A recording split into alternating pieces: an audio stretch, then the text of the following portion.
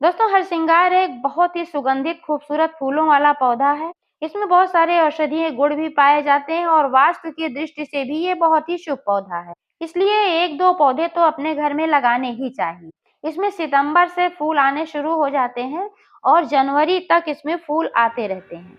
इसके बाद ये पौधा थोड़ा-थोड़ा सूखने लगता है, क्योंकि क्या होता है जब पौधा 1 वर्ष पुराना हो जाता है तो इसमें जड़ें बहुत ज़्यादा फैल जाती हैं।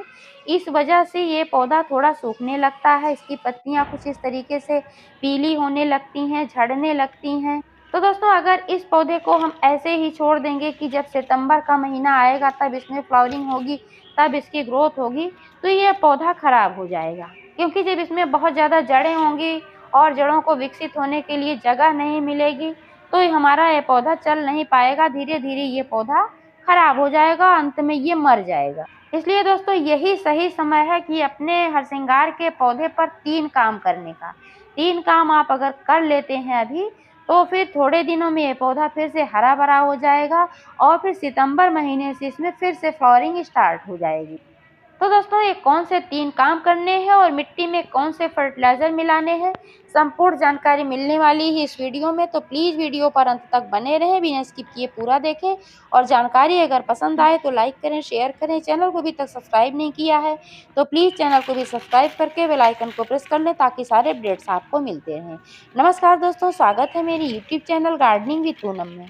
दोस्तों जैसा कि मैंने अभी बताया कि जब पौधा पुराना हो जाता है तो इसमें जड़ें बहुत ज़्यादा भर जाती हैं, यानी कि इसमें रूट बाइंड की समस्या आ जाती है। जब रूट बाइंड की समस्या आ जाती है, ऐसे में हमारा पौधा खराब हो जाता है, आगे फिर इसमें विकास रुक जाता है और ये पौधा मर जाता है। इसके लिए हमें क्या करना है कि हमें 2 प्रकार की इसमें प्रूनिंग करनी है। एक तो हार्ड प्रूनिंग करनी है और दूसरी रूट प्रूनिंग करनी है। दोनों प्रूनिंग हमें एक साथ करनी है। ये जो फरवरी मार्च का महीना होता है, इस समय में पौधों की विकास बहुत तेज़ी से होता है। इसमें नए-नए शूट्स निकल कर आते हैं, बहुत सारी नई ब्रांचेज़ निकल कर के आती हैं। तो इस समय में अगर हम हार्ड प्रूनिंग करते हैं तो इसमें बहुत सारे ब्रांचेज़ निकल कर के आएँगे और हमारा पौधा फिर हरा-भरा होगा, घना हो जाएगा। हार्ड प्रूनिंग का ये फ़ायदा होता है कि पौधा हमारा पुनर्जीवित हो जाता है, न्यू हो जाता है। अब आइए जान लेते हैं कि हार्ड प्रूनिंग में कितना कट करके हटाना है। नीचे से ज़्यादा 8 इंच छोड़ देना है और ऊपर से सब कट करके हटा देना है। कटाई वहीं से करना है जहाँ नोट्स हों, क्योंकि नोट्स के पास से आप जब इसकी कटाई-छटाई करते हैं तो यहीं से नई शाखाएँ निकलती हैं। हार्ड प्रूनिंग के बाद दोस्तों इसकी करनी है रूट प्रूनिंग। इसके लिए क्या करना है कि पूरा पौधा गमले से बाहर निकाल लेना है। रूट प्रूनिंग के बाद करना होगा रिपोर्ट। यही 3 काम करने हैं, हार्ड प्रूनिंग, रूट प्रूनिंग और रिपोर्टिंग।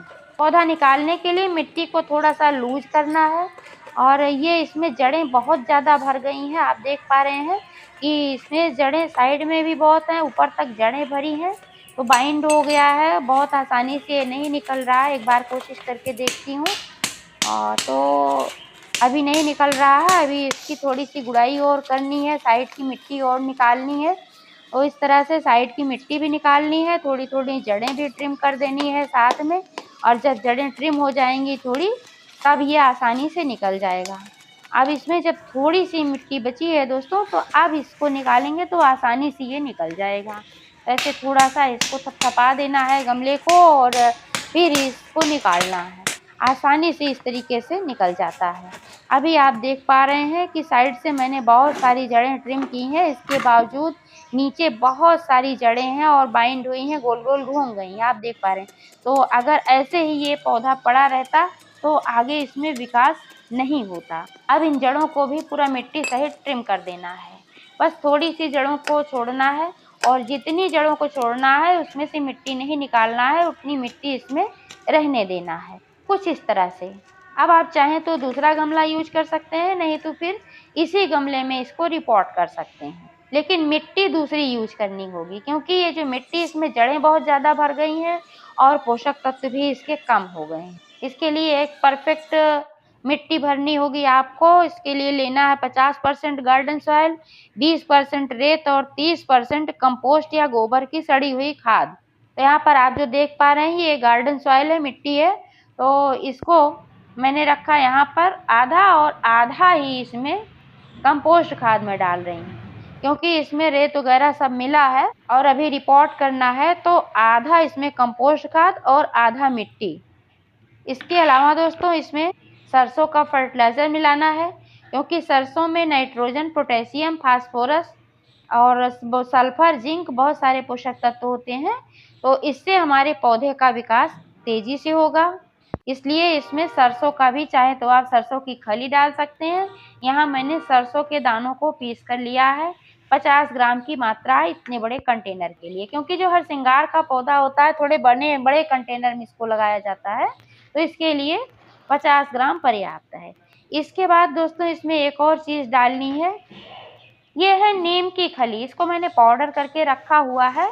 तो नीम की खली जो होती है नाइट्रोजन से भरपूर होने के साथ साथ एंटीबैक्टीरियल, एंटी फंगल, एंटीवायरल होती है, जो कि मिट्टी को स्वस्थ रखती है और उपजाऊ बनाती है। इसको भी 50 ग्राम लेना है। ठीक तरीके से सबको मिला देना है और फिर गमले में भरना है।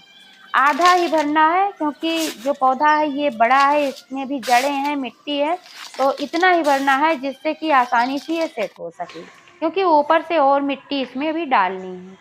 तो इसको ठीक तरीके से इसमें ऐसे ही बैठा देना है, हल्का सा पुश कर देना है और फिर इसमें और मिट्टी भर देना है। मिट्टी भरने के बाद फिर हल्का सा इसको पुश कर देना है, ताकि ये ठीक से बैठ जाए इसमें। अब इसमें देना है गहराई से पानी। पानी देने के बाद दोस्तों दोबारा इसमें पानी तब देना है जब ऊपर से हल्का सा ड्राई लगे। तो इस तरह से अपने हरसिंगार की देखभाल करके आप अपने पौधे से दोबारा फूल प्राप्त कर सकते हैं।